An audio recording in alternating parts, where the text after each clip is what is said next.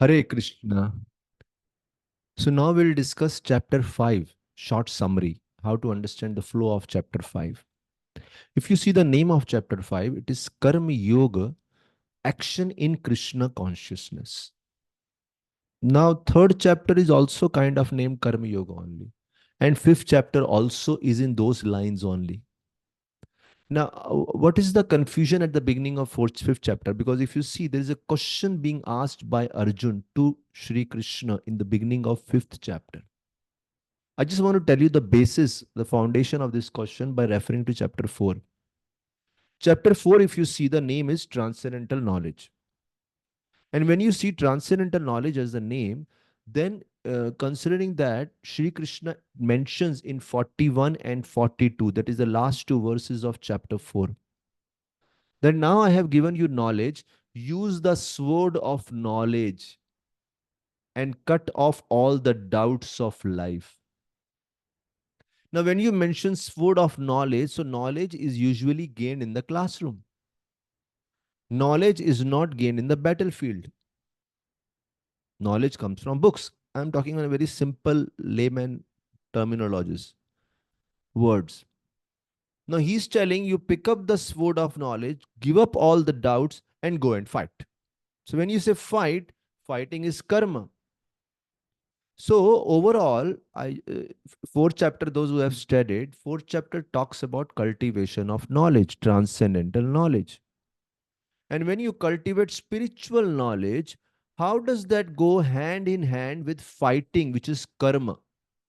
Of course, fighting is not for us, fighting is for Arjun because Arjun was on a battle. That was his karma. If you are a painter, maybe painting is your karma. If you are a doctor, treating patients is your karma. If you are a surgeon, removing the diseased part from the body, maybe that is karma. For an engineer, repairing a machine is karma. So for Arjun, fighting is karma, and the dilemma which is still going on in the minds of Arjun, how spirituality, which involves cultivation of knowledge, cultivation of peace, goes hand in hand with karma, which for Arjun is fight.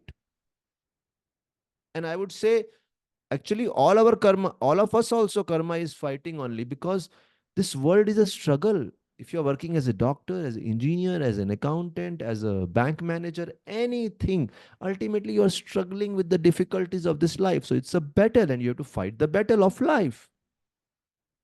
And generally, people's conception of spirituality is go to a yoga room, go to mountains, go to near to the river, experience the peace. But as we have mentioned in the previous few chapters also, that Krishna is going to teach how you can experience highest level of peace while being on the battlefield of life.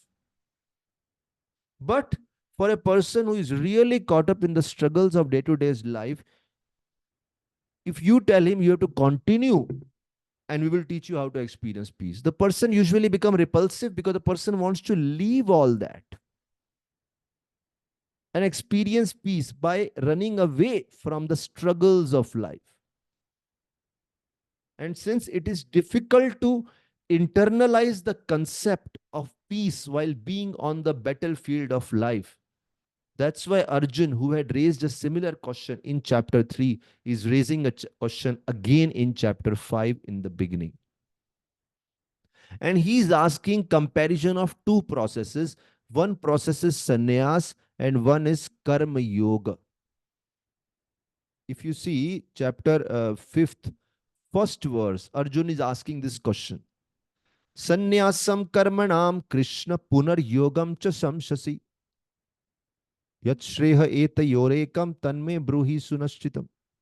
So he's telling sannyasam karmanam.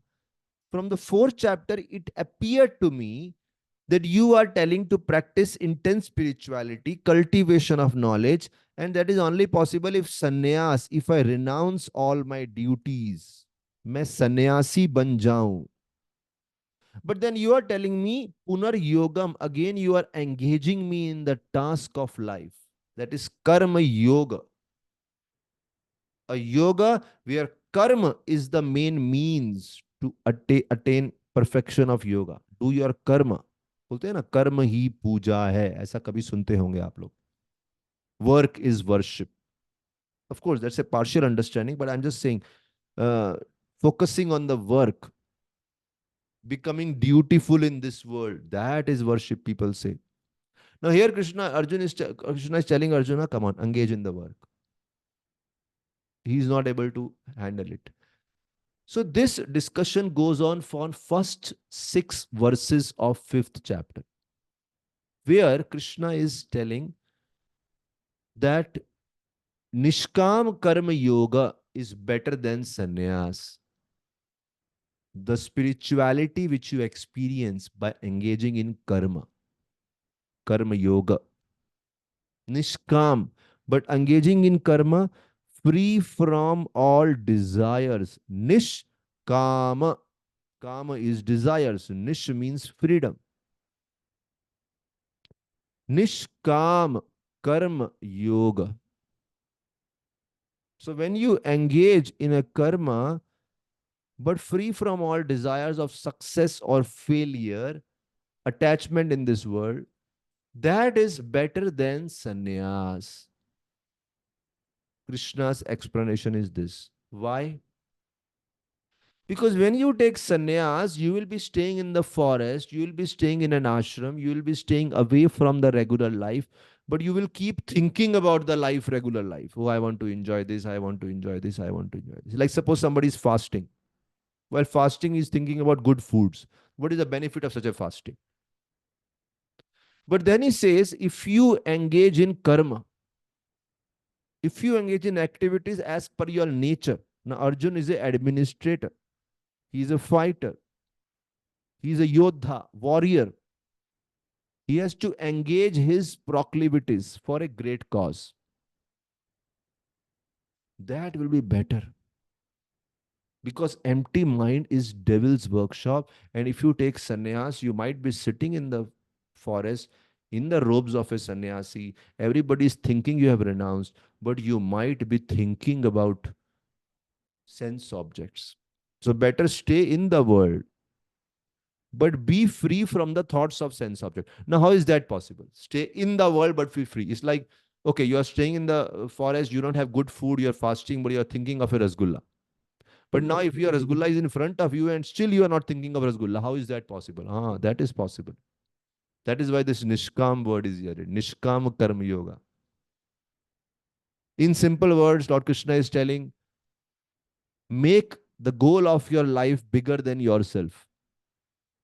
When you have a very inspiring mission in your life, sometimes you forget to eat also. You forget your own sense gratification. You forget to take care of your body because you have a mission which thrills you, which excites you, which is a great cause for you, a bigger cause than your own selfish self.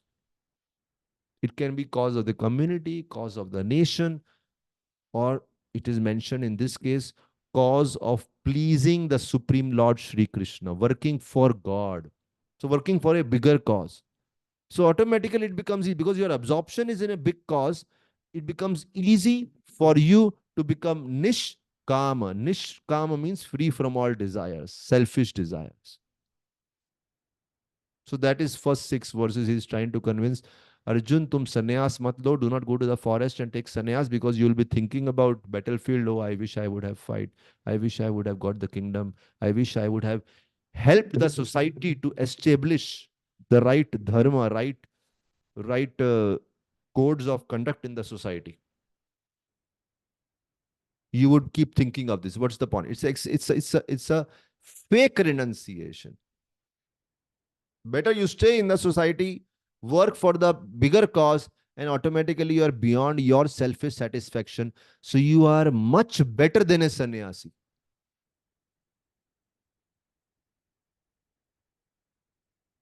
So this is first 6 verses. Now, text 7 to text 12. Shri Krishna says, how to train yourself on the platform of Nishkam Karma Yoga. Few things he mentions in that, but 7 to 12, 7, 8, 9, 10, 11, 12, 6 verses. He says, how to perform Nishkam Karma Yoga so that you are as good as a sannyasi. Because Arjun is thinking, ideally, a person should become perfect sannyasi as the goal of life. Krishna is telling you can become sitting here, best sannyasi. Is it not the best of both the worlds? How to do it? The very first Sanskrit word which is used in seventh verse, seventh shloka of fifth chapter is Yoga Yukto. Yoga Yukto Vishuddhatma. Vijitatma Jitendriya. He says Yoga Yukto. Yukta means engaged. Yoga means a higher cause. Find out the higher cause for which you want to work. And gradually start connecting yourself to that higher cause. Slowly, slowly. How? It says Vishuddhatma Jitendriya. By controlling your mind and senses step by step. You want to work for a higher cause. Let's say you want to serve the society. So today, uh, every day I enjoy 100 rupees. I spend food. Like, let's say I spend 100 rupees on the lunch because I want to eat fancy lunch. Today, what I will do, I will not eat very fancy lunch. I will definitely fulfill my stomach, but I'll reduce little bit variety, diversity, taste, and spend that money for charity, for feeding somebody poor who doesn't have food. So you don't have to cut off much, little, but you engage in a higher cause. Slowly, slowly. So yoga yukta. Yukta means connecting to a higher cause. And the best higher cause, yoga, which is mentioned, is Krishna consciousness, working for the cause of Sri Krishna, who is the father of the whole creation, whole universe. Yoga yukto vishuddhatma vijitatma jitendriya. Controlling the mind and senses, slowly, slowly connecting to that higher cause. Like for all of us who are on Bhakti Yoga, we are recommended to chant Hare Krishna Mahamantra every day. Now, most of us chant 2 hours every day Hare Krishna Mahamantra. Even those who are married people staying at home, many of them chant 2 hours. But they don't come to this stage immediately. Okay, in the beginning, they chant 5 minutes, 10 minutes. And then gradually they increase their absorption. Side by side, they train themselves to control senses. And once they do that, once they come to that path, it becomes easy for them because they develop a higher cause. So giving up selfish things becomes easy. So yoga yukta. Find out a higher cause, slowly, slowly connect to that higher cause. Then he says, control your mind and senses side by side. So, like for us in Bhakti Yoga, we chant Hare Krishna, Mahamantra, and side by side, we have 4 regulative principles to follow. No gambling, no intoxication, including tea, coffee, etc. No meat eating, including eggs, etc., fish, etc. And then no illicit sex. So we control these things slowly, and then we also engage in Krishna Bhakti. So this way we have a higher cause and senses control. And the third thing which is mentioned. So one thing is higher cause, one thing is sense control. Third thing is also mentioned being compassionate to all living entities.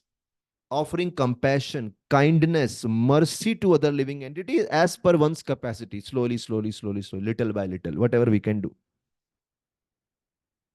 Like coming to very practical terms, some people go every day, they offer some grains to the birds, something for the ants, and then they go and worship cows. They give some roti to the cows, etc. Grains, something. So, but what I mean to say, and not only that, forget about why only animals and birds. Let's talk about human beings offering some kindness to other human beings. So, compassion. So, like this, many things are mentioned which help you work for the cause of Shri Krishna, who wants this whole world to be a better place. And once your mind gets fixed on a higher goal and not on the selfish causes, then while working in your personal life, if you face success or failure, happiness or distress, honor or dishonor, praise or disrespect, these things do not affect you much because our mind was not absorbed in those things. Our mind was absorbed in some higher goal. And in our personal cause, if something up and down happen, it's okay. And that's the text number 10. Text number 10 is a beautiful verse which talks about this example of lotus leaf untouched by water, Padma Patram Ivam Bhasa. And what is this Padma Patram Ivam Bhasa? He says, like a lotus leaf in the water, maybe in the kichad, the water drop, even if falls on the lotus leaf has a wax. And as a result, if you blow the water, it just flips out. and flips out, and lotus leaf doesn't even get affected by the water because there's a wax covering. So similarly, those who have a covering of a higher goal in life on their consciousness, they are not affected in their personal happiness, distress, honor, dishonor, etc., etc. They are able to transcend that.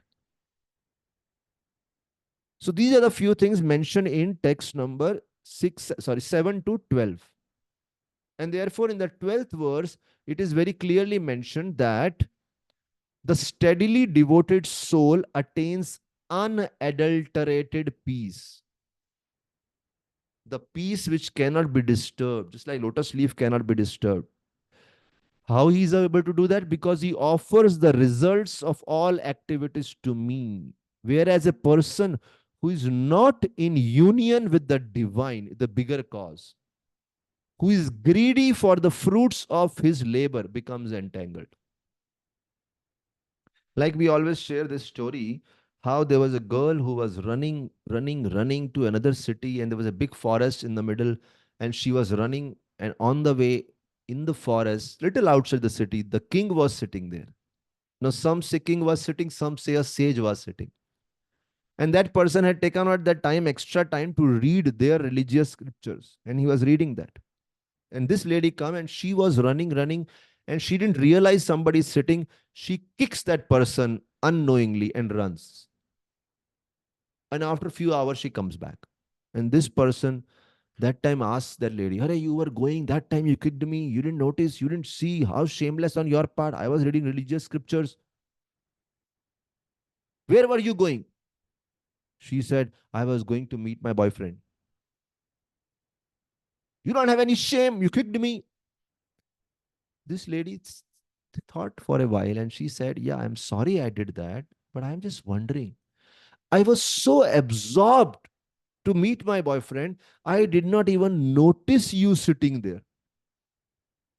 And you have come out of the forest, sorry, out of the city in the forest to absorb in your religious scriptures, but your absorption is so minimal. My foot slightly strikes you, hits you, and you become so agitated. Last several hours, you are sitting here with the desire to take revenge and throw back the anger. This means your absorption is so minimal. So apparently you are absorbed, but you are not absorbed. You get so affected. And for me, I'm so absorbed, I don't realize what's around me, what's happening. I didn't even know my foot has hit against you. And you realize that your body has touched, my foot has touched your body. You felt so insulted. So this example is for absorption.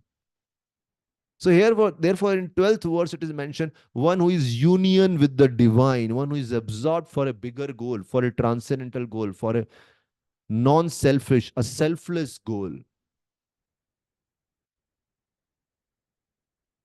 who is not greedy for the fruits of his own labor on a selfish cause.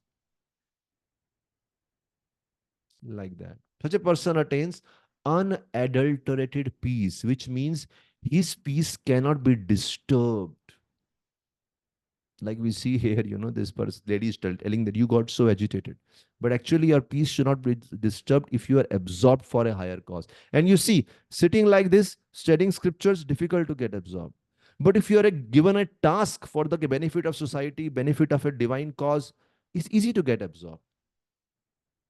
So I'm not saying one should not read scriptures, but the goal is somehow connect your karma for a higher cause so that you can have better absorption, which is beyond selfishness. So Nishkam Karma Yoga become better than sannyas. Otherwise, this person who has given up city life for few hours only has gone there to study, but see, absorption is so minimal.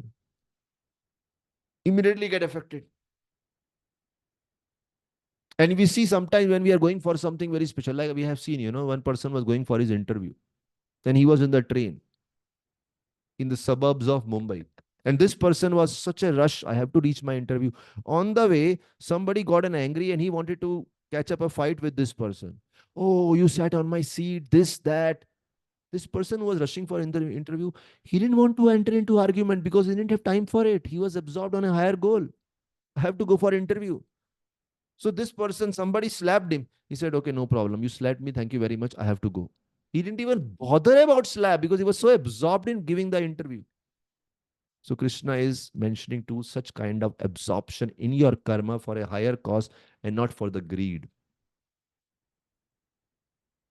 And then in 13, 15, 14, 15, and 16, these four verses, Shri Krishna introduces a wonderful concept, a concept that how for the fulfillment of any task, there are three doers who perform the function, doing. One of them is we ourselves who desire to perform the function. And we are under the control of three modes: goodness, passion, and ignorance. You will notice that these discussion of modes will keep coming in every chapter, little. And then one point Arjun asks, I want to know about this in detail. So after 13th chapter, these things are discussed in detail. But the idea is that mode of goodness, passion, and ignorance. Three things. So these modes are affecting us. This material energy is affecting us. Material world, material modes, material energy, material world.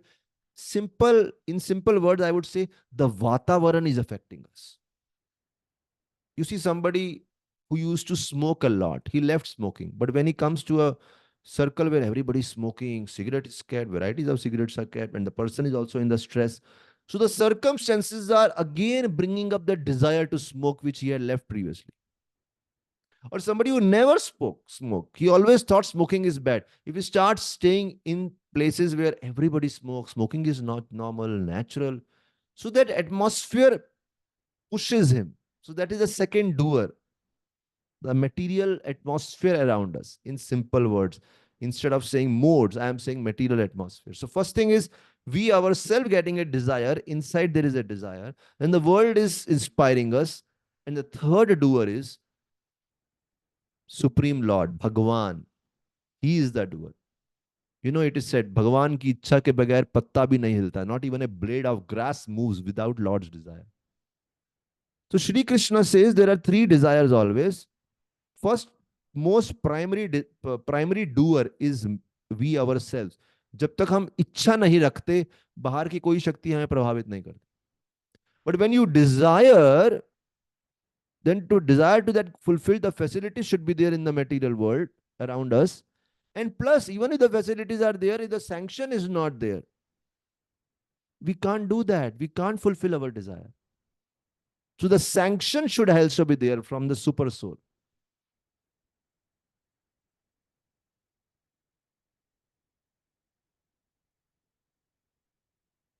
And when that sanction happens, then so many things can be happen.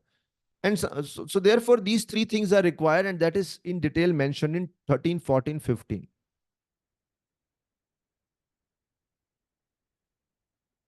Now, people may say, oh, I'm not understanding anything. It's getting too complicated. That is one thing. Knowledge is getting complicated. And second thing is, somebody may say, you know, all this knowledge is making sense to me, but when I get into real life situation, I just get so covered with ignorance. Even I know what is right, I'm not able to follow this. कुछ तो शक्ति मुझे ढक लेती है. So either I'm not able to understand the knowledge, or if I'm able to understand knowledge, I'm not able to practice it.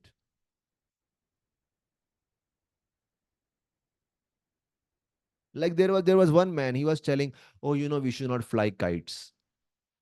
Why? Because when you fly kites, that thread can damage the birds. And this person who was speaking this was personally, he's a meat eater. He eats meat. Now, if he eats meat, you tell him, Arey, but you are killing animals and eating. Oh, no, that I am not killing. That is coming killed on my plate. Somebody kills it. I bring on my plate and I eat for my bodily protection. But so many vegetarian foods are available, and vegetarian people are also healthy. Not that they are suffering and they are becoming diseased. No, it's not like that. There are so many vegetarian people who are bodily healthy and intellectually also much stronger. So this means their mind is stronger. They are not becoming sick all the time. But this person is not understanding only, which means there is such thick level of ignorance is covered because of years and years and years of habit. The person is not able to understand. And the second category is a person is able to understand, oh yeah, but what can I do when meat comes in front of me? I get so tempted, although I know it is wrong. I get tempted, I just slip into those habits. So these are two categories of people. So to target this kind of thought process, either of these two, 16th verse, which is the culmination of these four, 13, 14, 15, 16. Why I'm saying culmination? Because if I am the doer, then somebody is okay, I take responsibility. But then some people say, what can I do? This world is insisting or forcing me or inciting me to do such a task.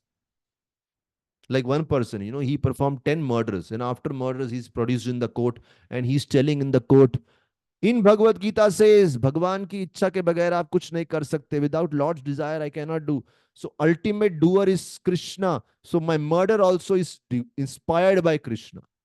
All the blame put on him. Many people, हम क्या करें, भगवान हमसे करवा रहे हैं, क्या करें. So 16th verse में क्या लिखा है? When, however, one is enlightened with the knowledge by which nescience is destroyed. तो धीरे धीरे जब ज्ञान आता है, more and more you get knowledge, and the thick layer of ignorance is destroyed, then you can see very clearly how material world is affecting, how much Supreme Lord is responsible, but the prime responsibility lies upon us for changing ourselves. And if we take that responsibility, gradually the circumstance starts changing and Supreme Lord starts helping us. So therefore, 16th verse says, when one is enlightened with knowledge, then his knowledge reveals everything. Like sun lights up everything in the daytime. So in the daytime, night, everything, you can't see anything. As soon as sun comes, everything becomes very clear. I have seen some of my journeys in the forest, in the villages, when it's dark. In city, whole night also you keep seeing so much light. Because so many street lights, etc., house lights, everything. But in the dark places in the forest, on the morning sun comes up, then everything you can see. Where are the trees? Where are the sitting places? Where everything you can see clearly. Similarly, more and more you study Bhagavad Gita, more and you get trained, you can see clearly in life which path to take, which path is harmful, whom to associate with, what habits to cultivate, what is wrong in my consciousness, what is good in my consciousness, how to train myself. This clarity, one of the biggest problems in this world is there is no clarity. That clarity comes. And after explaining, so see, till now we have discussed that how Nishkam Karma Yoga is better than sannyas. Stay wherever you are. Perform karma. No need to run away from your duties. Just that work for a higher cause. Find a higher cause in life. So automatically your greed, your lust, your anger goes down. You become peaceful. You become unaffected by the things of the world when your selfish cause is not fulfilled. Because anyway, your junoon, your ambition is something higher. Like I wanted to share one more thing here. Okay, let me summarize. So we discussed sannyas is better than Nishkam Karma Yoga. Second, how to perform Nishkam Karma Yoga. We discussed have a bigger cause, control your mind and senses, and we discussed how be kind to all living entities. We discussed example of lotus flower. And then we discuss the idea of three doers. I am the primary doer, material circumstances are the secondary doer, and Supreme Lord is the third, ultimate sanctioner. Depending upon whether we deserve something, whether the circumstances are favorable, he sanctions. And then we discuss two possibilities. Somebody may not even understand all these things, and somebody may understand but doesn't get the mental strength to follow it. So 16th verse says, gradually you have to cultivate knowledge, and more knowledge will come. More and more mind will become purified. If you see in the 11th verse, the word purification is used. So the more and more mind is purified. Because you see, those who have never understand spiritual knowledge, their mind is always in touch with material energy, which is all talking about enjoy, greed, pride, I am better than you, lust, All these things are bombarded. So mind has become dirty. It has to be cleansed. And when you start discussing spiritual subject matters and plus chanting mantras and plus living a pure life in terms of habits, gradually your mind gets pure.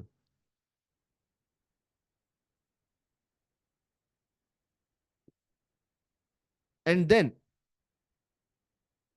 17th, 18th, 19th, 20th, 21, 22, 23, 24. These verses describe what are the qualities of a person who is nicely practicing Nishkam Karma Yoga. He is not just doing his karma, but he is doing in the right consciousness.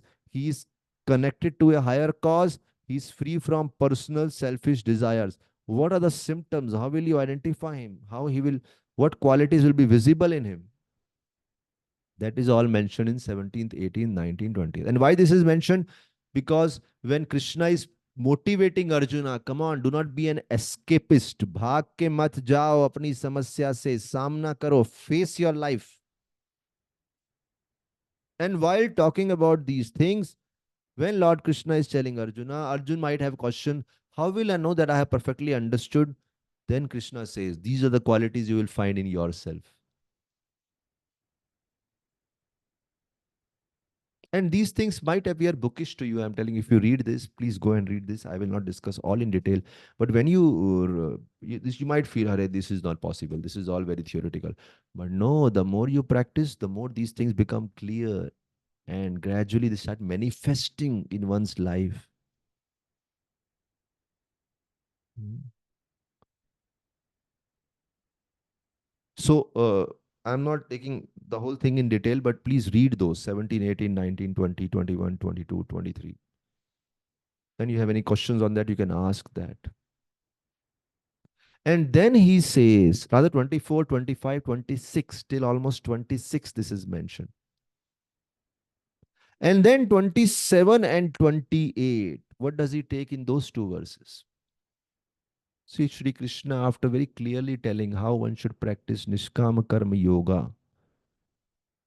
Yoga means connecting with divine. Karma means your own activities. Nishkam means free from greed of desire. Okay. So now, just understand the traditional path. Traditional path used to be somebody is in a very animalistic lifestyle. खाता है, सोता है, eating, sleeping, mating, sex life, defending. बस घर बना लिया, अपनी सुरक्षा कर ली, nicely defend yourself, some entertainment. That is a very animalistic lifestyle, मतलब very selfishly centered. I should get food, I should get my sleep, I should reproduce, I should get a nice house done. But then there is a higher life than that, where you start looking in the scriptures that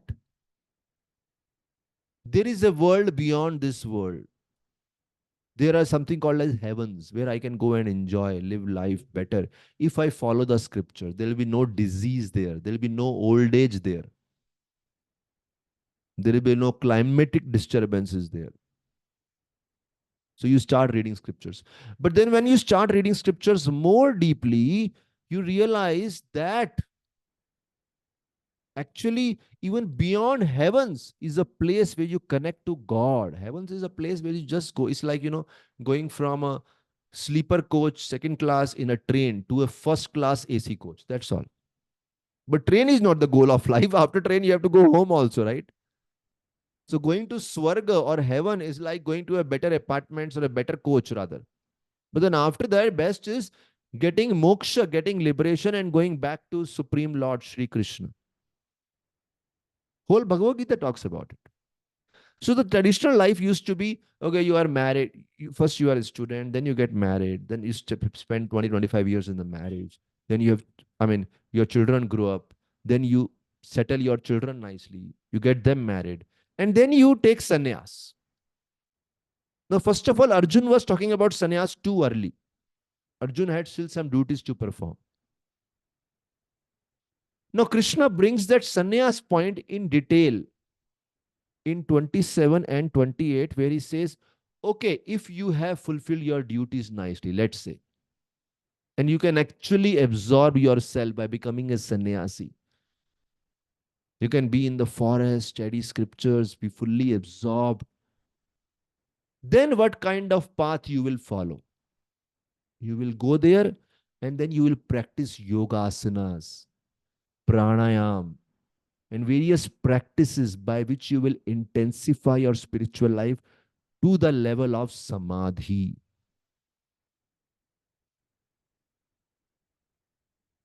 So Arjuna, Krishna says, yes, there is that path also.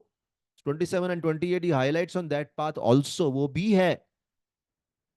But this path he will elaborate in detail in 6th chapter so that so that Arjun gets convinced how difficult that path is. Because right now in 5th chapter he is mainly highlighting how good Nishkam Karma Yoga is. But he has to also show how difficult that side is. So that details are mentioned in 6th chapter. 6th chapter is called Ashtanga Yoga. And then Krishna says, you follow sannyas, you follow Ashtanga Yoga, and at the end you enter Samadhi. When you enter Samadhi, आप अपने अंदर झांक के देखते हैं. You see within yourself and you find God and you find who is that God. And you will find that God is Krishna. And then you will think Krishna is telling this to Arjuna. And then you will say, oh no, Krishna is God, huh? The goal of samadhi is Krishna. We do all these yogasanas, samadhi, sannyas, सब छोड़ के चले गए भगवान को ढूंढने के लिए. Finally, you realize that God is Krishna. Oh no, that Krishna was sitting on my chariot in battlefield. And after samadhi, you will ask Krishna, Krishna, how can I serve you? What can I do for you? What bhakti I can do? And Krishna will say, Arey, foolish person, I told you that time only, years and years back when you were on battlefield, that you do this seva for me, go and fight the battle. You left that, came all the way through and find out Krishna, then you ask, how can I serve you? I am engaging you in the same seva right now, which you will come to know after perfection.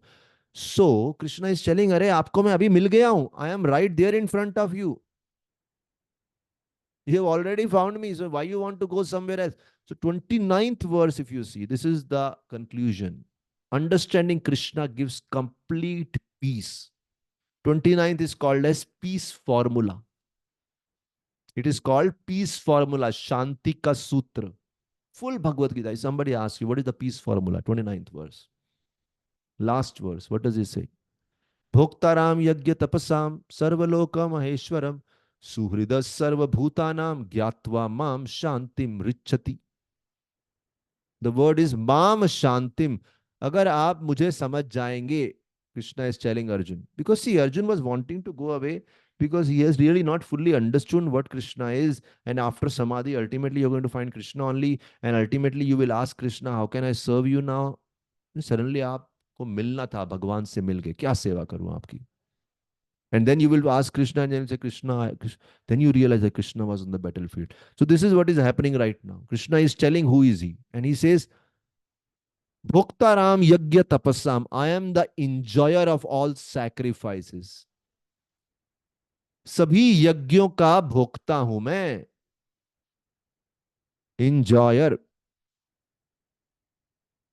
Which means ultimately Krishna has to be served. Like you water the root of the tree, all the branches of the tree get nourished. And then he says, Sarva Loka Maheshwaram. I am the proprietor of all the planets. Suhridam. So when he says, I am the proprietor of all the planets, somebody may think, oh my God, the owner is usually very cruel. Somebody might think, if somebody has a bad experience of the owner. Somebody has a good experience, fine. But somebody has a bad experience, they will say, the boss is cruel. Let's escape the boss. So when Krishna is saying, I am the enjoyer, I am the proprietor, you see, boss is the enjoyer. Boss is the proprietor. Everything belongs to the boss. Boss can enjoy life and make everyone work possible. But then Krishna says the third thing. He says, I am not just the proprietor and enjoyer. I am the well-wishing friend of all. Suhrida sarva bhutanam. And Krishna says, when you understand this thing that I am the well-wishing friend, ज्ञात्वा मां, मुझे जानते हुए, once you know me, shantim richati, you become peaceful. Why? Because you peacefully engage in following my instructions. Because you see, when the boss is making you work, you might be thinking that, oh, will he give proper salary? Will he give me the right appraisal? Will I get the promotion? But when you say he's the best friend, he will think the best for you. You peacefully follow the instructions. You become peaceful inside. So Krishna is telling, once you understand this, you will have no hesitation following my instructions. Just live as per my instructions and your life will become perfect. Keep doing what you are doing in your daily life duties and connect them to Krishna. Practice the right purity and right qualities. Purity of character and the right qualities, and start connecting to Krishna by chanting his names, by reading his instructions. You will experience peace in the most difficult circumstances of life. Some inner peace. And if you are not connected to Krishna instruction, you may go to the forest, you may live far, far away from everyone, thinking that I want to be peaceful, but inside you will be highly disturbed. Such a beautiful thing, no? You can be disturbed in the, you can be peaceful in the most disturbed circumstances. So this is how chapter 5 is designed. Therefore, it's called Karma Yoga, action in Krishna consciousness. In the consciousness of Krishna's instruction, do your karma, Karma Yoga. By karma, connect to the highest instead of by taking sannyas. And this whole process is compared to sannyas. This is the end of 5th chapter.